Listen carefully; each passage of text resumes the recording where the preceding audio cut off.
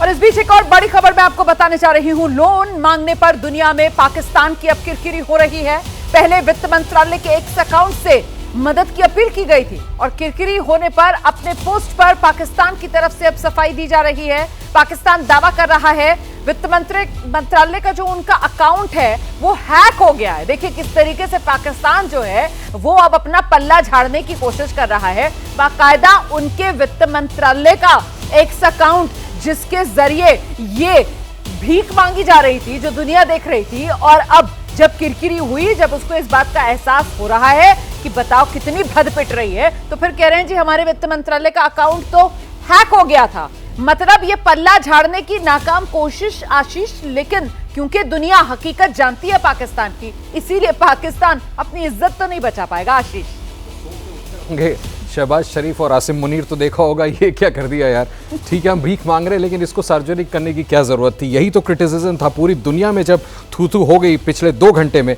उसके बाद इनका ministry of information and broadcasting का फैक्ट चेकर डिपार्टमेंट है, वो कहता है फेक है, और हमारा जो इकोनॉमिक डिवीजन का एक्स हैंडल है वो हैक हो गया है। अब इससे ज्यादा हास्यास्पद क्या हो सकता है कि सरकार का वेरीफाइड हैंडल, उस पर अभी भी वो पोस्ट पड़ी हुई है। अगर हैक हो गया तो आप कुछ रेक्टिफाई करते, आप जस्टिफाई करते कि वो फेक है, वो हैक हो गया था।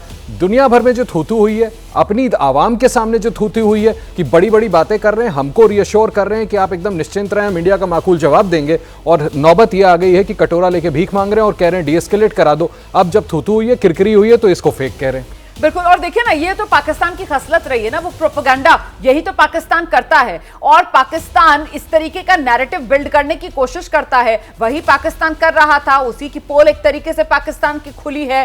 पाकिस्तान की जो पोल है जब वो खुल रही है, तो फिर अब पाकिस्तान की तरफ से कहा जा रहा है कि साहब हमारा तो ये अकाउंट जो है वो हैक हो गया है, उससे बचने की पाकिस्तान कोशिश कर रहा है। लेकिन ये एक के बाद एक सेल्फ गोल है कर्नल दानवीर जो पाकिस्तान कर रहा है। हाँ बिल्कुल, सेल्फ गोल है। इससे ये पता लग रहा है कि उनके अंदर डिसहार्मनी है और सिनर्जी नहीं है, और कंफ्यूजन बहुत ज़्यादा पाकिस्तान के अंदर प्रिवेल कर रहा है। ये चीज़ें ये इस चीज़ को दर्शाती हैं, और जिस तरीके से क्योस और कंफ्यूजन इन हमलों के बाद पाकिस्तान में और मेनलैंड पंजाब के अंदर, पाकिस्तान पंजाब में जिस तरीके से कन्फ्यूजन फैला है, मोराल के ऊपर इम्पैक्ट हुआ है, उस चीज़ का ये मैनिफेस्टेशन, सरकारी मैनिफेस्टेशन आप देख रहे हैं।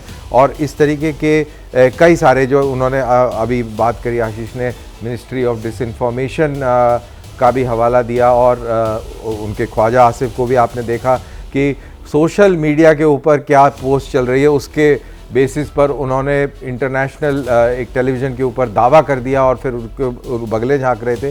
तो ये सारी जो चीज़ें हैं ये दर्शाती हैं कि उस मुल्क के अंदर सिनर्जी नहीं है, कन्फ्यूजन है और मोराल बहुत डाउन है। बिल्कुल मोरल डाउन है और बिल्कुल कोई सिनर्जी नहीं है, कोई तालमेल वहां पर नजर नहीं आ रहा है। सेना जो है वो अपनी चला रही है, सरकार को कुछ समझ में नहीं आ रहा है। और बहुत से लोग तो ये भी कह रहे हैं कि बहुत मुमकिन है कल बीती रात जिस तरीके से हिमाकत पाकिस्तान की तरफ से करने की कोशिश की गई, वो ड्रोन उड़ाकर जो हर पाकिस्तान के वार को भारत ने पलटवार कर पूरी तरीके से खाली वापस भेजा है, उसकी सुध-बुध भी पाकिस्तान की सरकार को वहां की सेना ने ना लगने दी हो। क्योंकि पाकिस्तान की सरकार तो कटोरा लेकर आईएमएफ के सामने उसको आज जाना है। और ऐसे में अगर पाकिस्तान की सरकार इस बैगेज के साथ जाएगी कि साहब ये किस तरीके से तुम आतंकवाद फैला रहे हो और कैसे तुम हिंदुस्तान के अंदर जो रिहायशी ठिकाने हैं और जो सैन्य ठिकाने हैं उन पर पलटवार करने की जुगत कर रहे हो, जबकि भारत ने क्या किया, भारत ने ताल ठोक कर ये साफ तौर पर दुनिया को संदेश दिया कि हमने सिर्फ और सिर्फ जो आतंक के अड्डे थे पाकिस्तान में उनको नेस्तो नाबूद किया।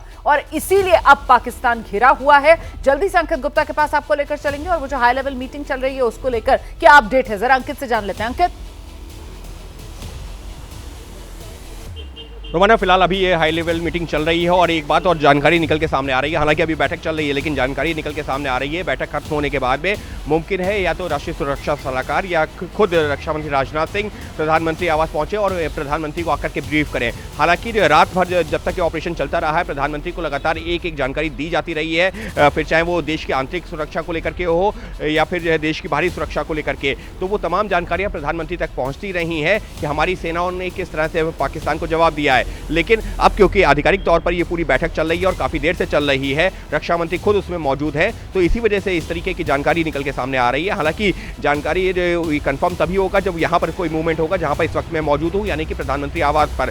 फिलहाल जानकारी यही निकल के सामने आ रही है कि इस बैठक में तमाम जानकारियाँ जो रक्षा मंत्री को दी जा रही हैं और उसके बाद वो जानकारी प्रधानमंत्री तक भी पहुँचेंगी, क्योंकि प्रधानमंत्री का जो है साफ है संदेश कि हमको जो है न सिर्फ अपनी सीमाओं की सुरक्षा करनी है बल्कि साथ ही में ये भी सुनिश्चित करना है कि हमारे देश की संप्रभुता और हमारे देश का जो सिविलियन है, यानी कि जो आबादी है, जो आम जनता है, उसको भी हम सुरक्षित करें। तो इसी कड़ी में इस बैठक में तमाम मुद्दों पर हो रही है चर्चा।